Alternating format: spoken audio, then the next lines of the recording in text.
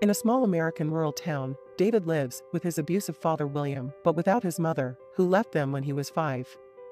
At school, David likes to hang out with his crush, Millie, a girl who dreams of traveling around the world. David knows about this dream, and one day, he gives Millie a snow globe with the Eiffel Tower in it.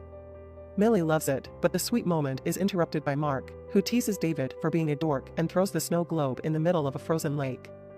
David is determined to retrieve it, but when he walks on the ice, it's not thick enough to withstand his weight and it breaks. The frozen water takes the boy, and it makes him panic to the point where he suddenly disappears from the lake, only to appear again inside a library. Confused and scared, David decides to ignore what just happened and go home. William immediately begins yelling at David for being late, so David hides in his room, locking the door. Furious, William begins pushing the door, and when he's about to burst in, David disappears and shows up at the library again. Finally, accepting he has superpowers, David returns home, grabs his savings, and escapes in order to start a new life. Just though he stops by Millie's house to leave the snow globe so she knows he's alive and well. Next, David moves to the city, rents a dingy room at a motel, and begins testing his powers. The first few times he ends up crashing against a tree, but eventually he gets the hang out of it by looking at pictures of the places he wants to go to. His first visit is to the Empire State Building, where David has fond memories of his mother, Mary. When he feels ready, David visits a bank to get an idea of what it looks like inside, and in the evening he teleports inside the vault to steal all the money. While David celebrates in his little room, the bank discovers the robbery and Roland shows up pretending to be NSA. He has experience with cases like this and knows of the existence of jumpers. In fact, he's sure one of them did this. 8 years later, David is living the best life. He has a luxurious penthouse apartment in New York filled with expensive objects and such good control of his powers that he uses them just to reach the kitchen. His walls are full of pictures of landmarks that allow him to easily teleport anywhere in the world to spend the day, like having a picnic on top of the Sphinx. One evening, he shows up in London and enters a pub. Here he teleports to the bar to pick up a girl. This carelessness is noticed by Griffin, but David can't tell and just leaves with the girl.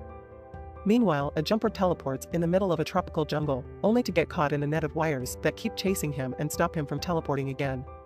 This trap was set up by Roland and his men. They call themselves the Paladins and hunt down jumpers because they think they're an abomination.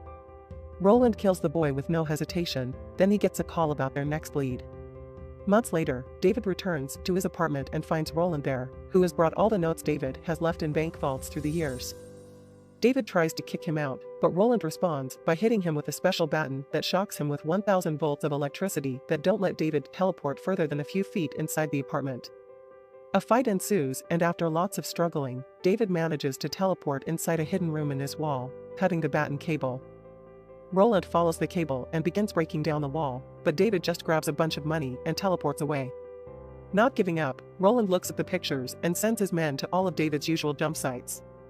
He also looks at David's stuff and finds an old picture of Millie. Seconds later, David appears in his old room. William hears a noise from downstairs and rushes to try to meet with his son, saying he feels like he's crazy and that David is welcome anytime. David only assures William that he isn't crazy before disappearing again. The next morning, David considers visiting William for good, but he can't bring himself to talk to him. Instead, he goes to Millie's house, and Millie's mother is so shocked to learn David is alive that she hugs him. She informs David that Millie is working at the local bar, and David heads there, only to feel like a coward again as soon as he sees older Millie. David tries to leave without being noticed and bumps into older Mark, who immediately recognizes him and begins asking questions.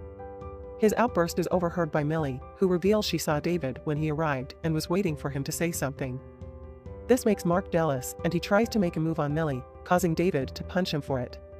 This triggers a fight that ends up outside, giving David the chance to push Mark through a fence and teleport him away while nobody is watching. They appear inside the bank vault David robbed, and David threatens Mark with worse before he jumps away, leaving Mark in the vault as punishment. Afterward, David returns to the bar and finally has a chat with Millie, who dropped her dreams of traveling because she had to face the reality of having a job. David tells her he works in banking and invites her to come to Rome with him, which Millie obviously accepts. All this is overheard by Griffin, who somehow is in the bar too.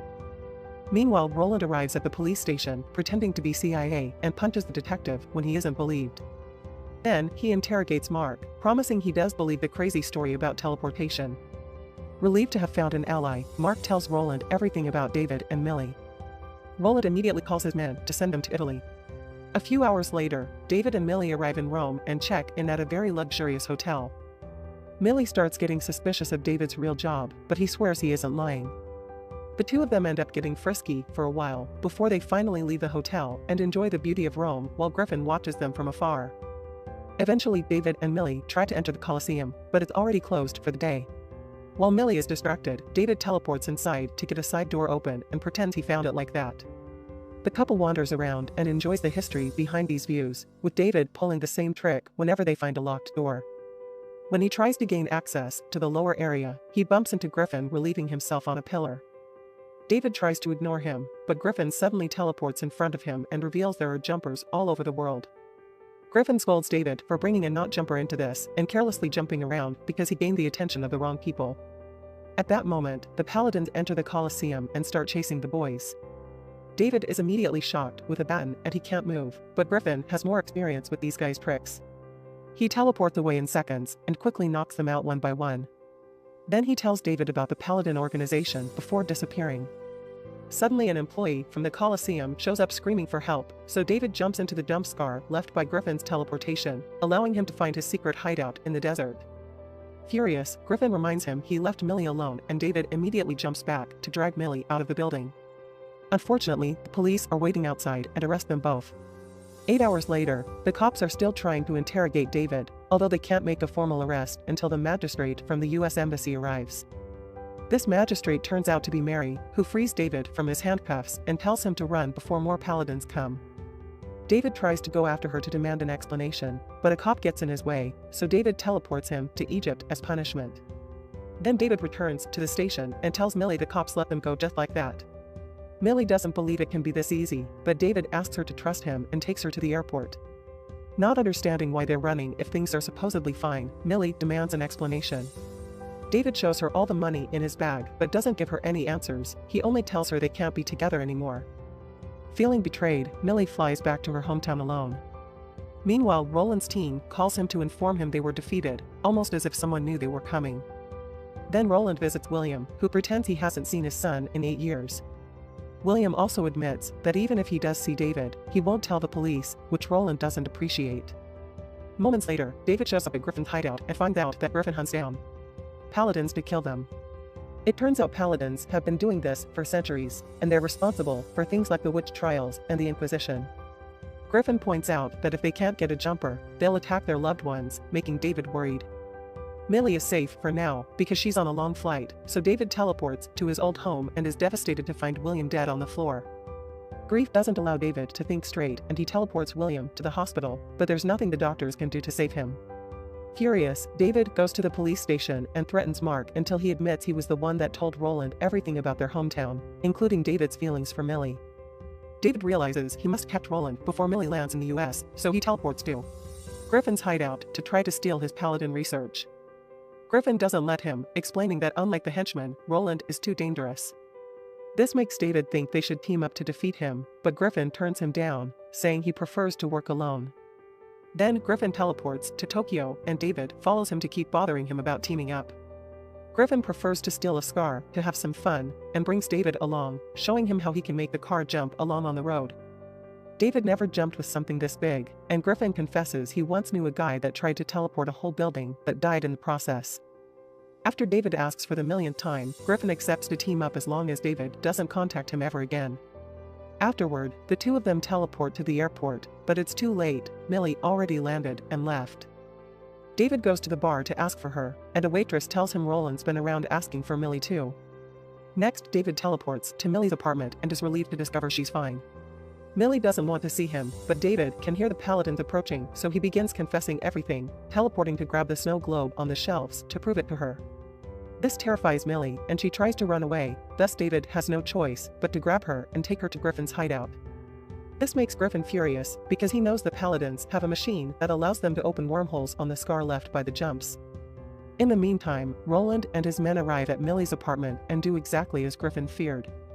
While waiting for the wormhole to open, the boys hide, and David discovers that Griffin's research includes his own mother because Mary is a Paladin too. At that moment, Roland arrives and captures David with his electrical wires. When he's about to kill him, Griffin cuts in with a flamethrower and begins fighting Roland. After seeing Roland's use of technology, Griffin teleports to the city to grab a bus and bring it back, making it fall on Roland. Unfortunately, Roland is fine, so Griffin uses the flamethrower again to push him back into the wormhole. Then he follows him to continue fighting him at Millie's apartment. Meanwhile, Millie cuts the wires to save David and makes him promise he'll leave her alone after taking her home. David accepts, but also confesses she's been his only love since they were kids. The sweet moment is interrupted by Griffin, who comes back with the Paladin's machine, thinking they won't be followed anymore. However, Roland uses the jump scar Griffin left to launch a hook that captures Millie and brings her to the apartment right before the scar closes. David wants to go to save Millie, but Griffin begins preparing a bomb to take it to the apartment and kill all the Paladins once and for all, not caring if Millie also dies in the process. Unwilling to lose Millie, David grabs the bomb and drops it at the Coliseum. Griffin immediately follows him and the two of them start fighting over the detonator as they teleport all over the world. Eventually, they make it to the top of the Empire State Building, so David throws the detonator away and they have to jump after it. A new series of jumps begin, and Griffin teleports a truck to hit David when they make it to a Chechen battlefield.